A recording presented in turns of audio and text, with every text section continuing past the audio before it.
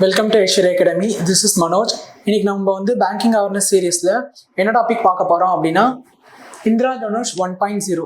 So Indira Dhanush 1.0 அப்படின்னா என்ன, அதில் என்னென்னலாம் கொண்டு வந்திருக்காங்க, இது எதுக்கு அப்படின்றத பற்றி இந்த வீடியோவில் நம்ம பார்க்கலாம். ஸோ இந்திரா தனுஷ் 1.0 அப்படின்றது வந்து எதுக்கு அப்படின்னா, இப்போ வந்து பப்ளிக் செக்டார் பேங்க்ஸ்லாம் இருக்கு இல்லையா. ஸோ பப்ளிக் செக்டார் பேங்க் எல்லாத்தையுமே வந்து நிறையா ரீவேம்ப் பண்ணணும். அதில் வந்து ஒரு சில ஸ்ட்ராட்டஜிஸ்லாம் வந்து இன்க்ளூட் பண்ணணும். அது மூலயமா வந்து பேங்க்ஸ் எல்லாமே கரெக்டாக வந்து எந்த ஒரு கரப்ஷன் இல்லாமல் கரெக்டாக அதோட ப்ராஃபிட்டபிளோட ஒரு இன்டென்ஷன்ஸ்க்கு மட்டுமே வந்து மாறணும் அப்படின்றதுக்காக ஒரு 7 ப்ராம்ப்ட் ஸ்ட்ராட்டஜிஸ் வந்து கொண்டு வந்திருக்காங்க. அதோட நேம் தான் வந்து என்னன்னா இந்திரா தனுஷ். எதுக்கு இதுக்கு வந்து இந்திரா தனுஷ் அப்படின்றது நேம் வந்துச்சு அப்படின்னா, ரெயின்போவில் வந்து 7 கலர்ஸ் இருக்கு. ஸோ 7 ப்ராம்ப்ட் 7 டைப்ஸ்ல வந்து ப்ராப்ளம்ஸ் எல்லாத்தையுமே சால்வ் பண்றாங்க. அதுன்ற மூலயமா வந்து இந்த இந்திரா தனுஷ் அப்படின்னு சொல்லி வச்சிருக்காங்க, ரெயின்போ கலர்ஸை மீன் பண்ணி. இப்போ இந்திரா தனுஷ் வந்து எப்போ வந்து ஃபர்ஸ்ட் ஸ்டார்ட் பண்ணாங்க அப்படின்னா 2015 தான் வந்து இந்த ஸ்ட்ராட்டஜியே வந்து கொண்டு வந்திருக்காங்க, லான்ச் பண்ணியிருக்காங்க. எப்போனா 14th August 2015. யாரு அப்படின்னா வந்து ஃபினான்ஸ் மினிஸ்டர் தான். எதுக்கு அப்படின்னா பப்ளிக் செக்டார் பேங்க் வந்து ரீவேம்ப் பண்ணணும் அப்படின்றது மட்டும் இல்லாம எப்படி ரீவேம்ப் பண்ணணும் அப்படின்னா, என்பிஏ இப்போ என்பிஏ கேபிட்டல் கிரைசிஸ் இது எல்லாத்தையுமே வந்து ஃபேஸ் பண்ணி ஒரு ப்ராப்பரா கொண்டு வரணும் அப்படின்றதுக்காக. இதுல மொத்தம் 7 பில்லர்ஸ் இருக்கு. அது என்ன அப்படின்னு நம்ம டீடைலா நெக்ஸ்ட் பார்க்கலாம். என்பிஏ அப்படின்றது வந்து என்ன அப்படின்னா நான் பர்ஃபார்மிங் அசெட்.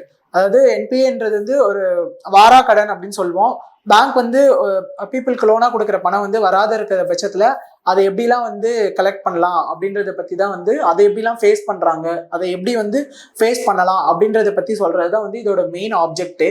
ஓகே, இப்போ இதோட 7 பில்லர்ஸ் என்னென்ன அப்படின்னு வந்து 1 by 1 பார்க்கலாம். Okay, 7 pillars A to G வரைக்குமே இருக்கு. இப்போ ஒவ்வொன்றும் வந்து இண்டிகேட் பண்ணுது.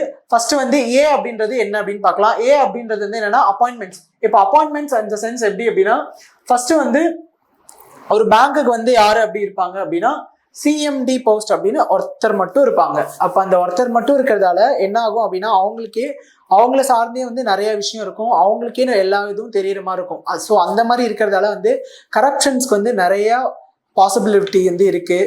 அதனால வந்து நிறைய பேங்க்ல வந்து நிறைய கரப்ஷன்ஸ் நடக்கிறதுக்கு இது எல்லாமே வந்து இப்போ ஒருத்தருக்கே எல்லா இன்ஃபர்மேஷன் தெரிஞ்சுது அப்படின்னா பொலிட்டிக்கல் இன்ஃப்ளூயன்ஸ் வச்சு நிறைய ப்ராப்ளம்லாம் மேக் பண்ற மாதிரி இருந்தது.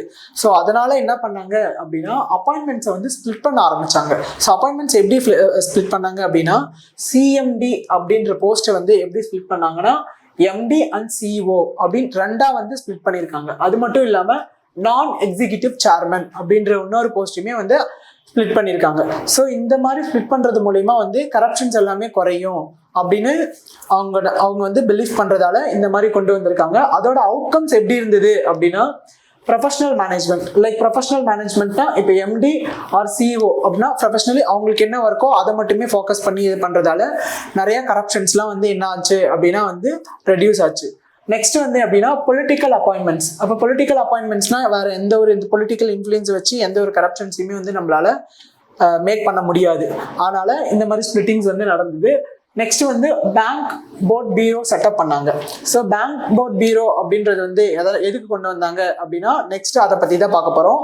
B indicates for bank board bureau. அது வந்து என்னன்னா பப்ளிக் செக்டர் பேங்க் வந்து ரெக்கமெண்டட் பண்ணோம் என்ன அப்படின்னா சேர்மன், அதுக்கப்புறமா எம்டி, இவங்க எல்லாத்தையுமே தான். அதுக்கப்புறமா வந்து பேங்க்ஸோட இந்த கேபிட்டல் அமௌண்ட் இருக்கு இல்லையா, ஸோ அதை வந்து ரைஸ் பண்றதுக்கு ஹெல்ப் பண்ணும் அப்படின்ற ஒரு பர்பஸ்க்காக கொண்டு வந்தாங்க.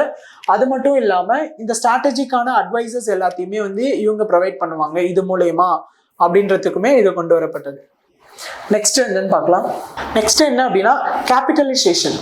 ஸோ கேபிட்டலைசேஷன் அப்படின்றது வந்து என்ன அப்படின்னா, கவர்மெண்ட் வந்து சம் ஆஃப் அமௌண்ட் வந்து என்னன்னா இன்ஃபியூஸ் பண்றாங்க. அது எவ்வளோனா 4 இயர்ஸ்க்கு அப்புறமா, ஆக்சுவலா இந்த ஸ்ட்ராட்டஜி கொண்டு வந்ததுக்கு அப்புறமா 4 இயர்ஸ்ல 17,000 crore வந்து என்ன பண்ணிருக்காங்க அப்படின்னா கேபிட்டலைசேஷன் வச்சிருக்கணும். கேபிட்டலைசேஷன் இஸ் நத்திங் பட், உங்களுக்கு தெரியும் கேபிட்டலைசேஷனா வந்து அமௌண்ட் தான். ஸோ அதுதான் எவ்வளோ வரைக்குமே வந்து இன்ஃபியூஸ் கவர்மெண்ட் பண்றாங்க அப்படின்றது. ஐ மீன் இந்த ஸ்ட்ராட்டஜி மூலமே எவ்வளோ பண்ணியிருக்காங்கன்னு சொல்றாங்க. எவ்வளோனா 17,000 crore 4 இயர்ஸ்ல. பேஸ்ட் ஆன் பர்ஃபார்மன்ஸ்னா அந்தந்த பர்டிகுலர் பப்ளிக் செக்டர் பேங்க் எப்படி வந்து பர்ஃபார்மன்ஸ் பண்றாங்க அப்படின்றத பொறுத்து தான் இந்த கேபிட்டலைசேஷன் கொண்டு வந்திருக்காங்க. அதுக்கப்புறமா டீஸ்ட்ரெஸ்ஸிங். இப்போ டீஸ்ட்ரெஸ்ஸிங் அப்படின்றது வந்து என்ன அப்படின்னா, ஐபிசி 2016 நெக்ஸ்ட் வந்து என்சிஎல்டி, என்பிஏ. என்பிஏ அப்படின்னா உங்களுக்கு தெரியும் என்னன்னா நான் பர்ஃபார்மிங் அசட். இந்த வாரா கடன்லாம் இருக்கு இல்லையா, திரும்ப பேங்க்குக்கு வராத அமௌண்ட்டு, அந்த அமௌண்ட்டுக்கு கொண்டு வரப்பட்ட ஆக்ட் தான் அந்த அந்த சிஸ்டமேட்டிக் தான் வந்து என்ன அப்படின்னா இந்த ஐபிசி 2016. அதுக்கான லா தான் வந்து என்ன அப்படின்னா இது வந்து ட்ரிபியூனல் லா, நேஷனல் கம்பெனி ட்ரிபியூனல் லா அப்படின்னு சொல்லுவாங்க. ஸோ அதுக்கான லா தான் இது. நெக்ஸ்ட் வந்து இதுக்கு ஒரு ப்ராஜெக்ட்டுக்குமே கொண்டு வந்தாங்க. என்ன அப்படின்னா வந்து ஷார்ப் ஃபார் லோன்ஸ் அப்படின்னு. அது எவ்வளோ இருக்கணும் அப்படின்னா 500 crore அதிகமாக இருக்கணும்.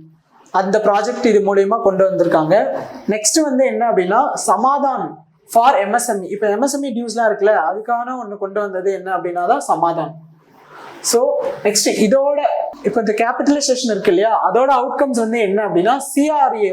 அதை வந்து என்னன்னா இது மூலயமா வந்து இம்ப்ரூவ் பண்ணணும். அதுக்கப்புறம் வந்து பேஸ்னல் நார்ம்ஸ் கம்ப்ளைன்சஸ்லாம் வந்து இது மூலயமா தான் வந்து இதோட அவுட்கம்ஸ் இருந்தது. பேஸ்னல் நார்ம்ஸ்லாம் வந்து நம்ம நெக்ஸ்ட் அந்த வீடியோவில் வந்து பேசல் நார்ம்ஸ்னே நம்ம தனியாக பார்ப்போம்.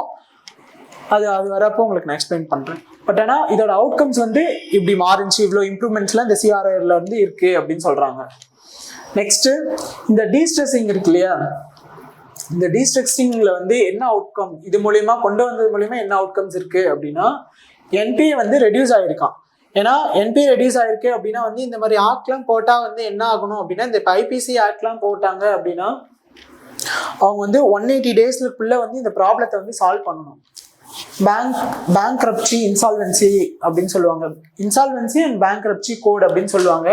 இந்த ப்ராப்ளத்தை வந்து அதாவது வராத அமௌண்ட் எல்லாம் வந்து 180 daysல வந்து என்ன பண்ணணும்னா ஃபுல்லி வந்து கம்ப்ளீட்லி அதை வந்து தீர்த்து வைக்கணும் அப்படின்றதுக்காக தான் இதை கொண்டு வந்தாங்க. ஸோ அது கொண்டு வந்ததான ரிசல்ட் என்ன அவுட்கம்ஸ் இருந்தது அப்படின்னா என்பிஏ வந்து ரெடியூஸ் கண்டிப்பாக ஆயிருக்கு. எவ்வளோல இருந்து அப்படின்னா 2018 வந்து 14.6% வந்து ரெடியூஸ் ஆயிருக்கான். இதுல இருந்து எவ்வளோ 14.6% to 3.9 எப்போனா 2013 வரைக்கும். ஸோ இது கொண்டு வந்ததுக்கு அவுட்கம்ஸ் அங்கே இருக்கு. நெக்ஸ்ட் வந்து எம்பவர்மெண்ட். ஸோ எம்பவர்மெண்ட் அப்படின்றது வந்து என்ன அப்படின்னா பேங்க்ஸ் வந்து கமர்ஷியல் டிசிஷன் வந்து ஃபர்ஸ்ட் அவங்க வந்து எடுக்க முடியாது பேங்க்ஸ். ஏன்னா வந்து டெல்லியில இருந்து தான் வந்து என்ன பண்ணுவாங்க அப்படின்னா இது சம்பந்தமான டிசிஷன்ஸ் எல்லாமே டெல்லியில இருந்து தான் வந்து எடுப்பாங்க. பட் ஆனால் இப்போ வந்து அவங்களே என்ன பண்ணிக்கலாம் அப்படின்னா டெல்லி கவர்மெண்ட் அந்த கவர்மெண்ட்டோட எந்த ஒரு இன்ஃப்ளூயன்ஸும் இல்லாமல் இவங்களே ஒரு ஓன் டிசிஷன்ஸ் வந்து இப்போ ஃப்ரீ டிசிஷன்ஸ் அவங்களே எடுத்துக்கலாம் அப்படின்றத வந்து சொல்றது தான் வந்து இந்த எம்பவர்மெண்ட்டு.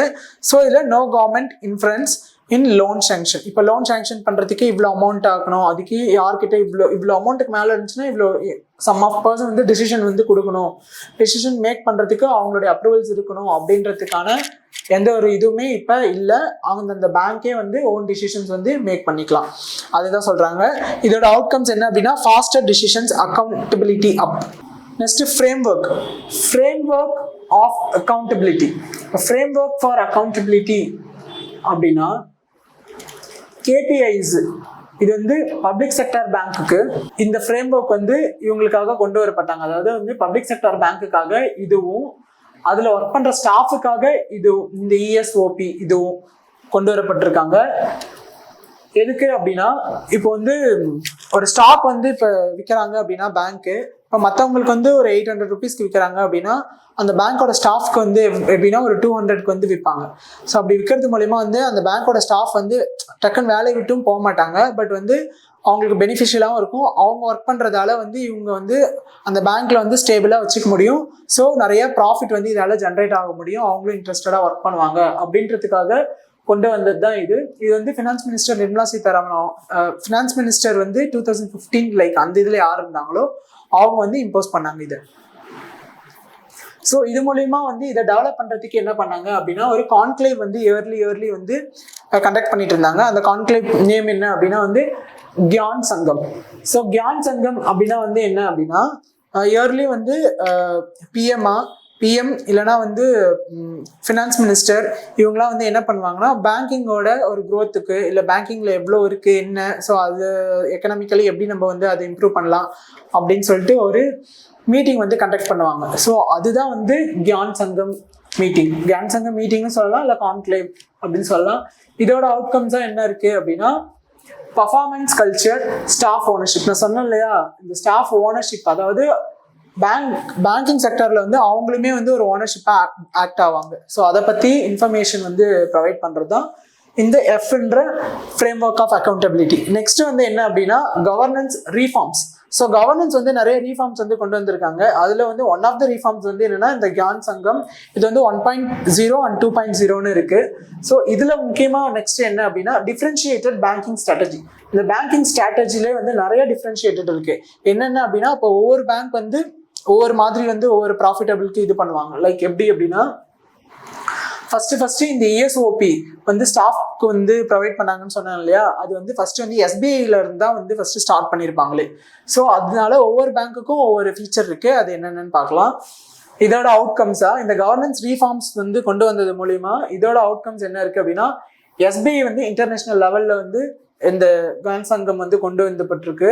அதுக்கப்புறமா வந்து பேங்க் ஆஃப் பரோடா வந்து கார்பரேட் ரிலேட்டடான இஷ்யூஸ், கார்பரேட் ரிலேட்டடான ஒரு ஸ்ட்ரென்தன் பண்றதுக்கு அந்த மாதிரி இதுல வந்து இம்ப்ரூவ் ஆயிருக்கு. நெக்ஸ்ட் வந்து பஞ்சாப் நேஷனல் பேங்க், அது வந்து இந்த ரீட்டைல் இன்வெஸ்டர்ஸ்லாம் இருக்காங்களே அவங்கள ஃபோக்கஸ் பண்ணி மோஸ்டா அவங்களுக்கு ஹெல்ப்ஃபுல்லா இருக்கிற மாதிரி கொண்டு வரப்பட்டிருக்கு. ஸோ இதுதான் வந்து என்ன அப்படின்னா இந்திரா தனுஷோட 7 pillars இல்லைன்னா 7 long pronged strategies அப்படின்னு சொல்லுவாங்க. நெக்ஸ்ட் வந்து இந்திரா தனுஷ்ல 2.0 அப்படின்னு இருக்கு. ஸோ வந்து இன்டர்வியூலலாம் வந்து 2.0 பத்தி நிறைய கொஸ்டின்ஸ்லாம் வரும். ஸோ அதை வந்து நெக்ஸ்ட் வீடியோல இருந்து பார்க்கலாம். Okay, thank you.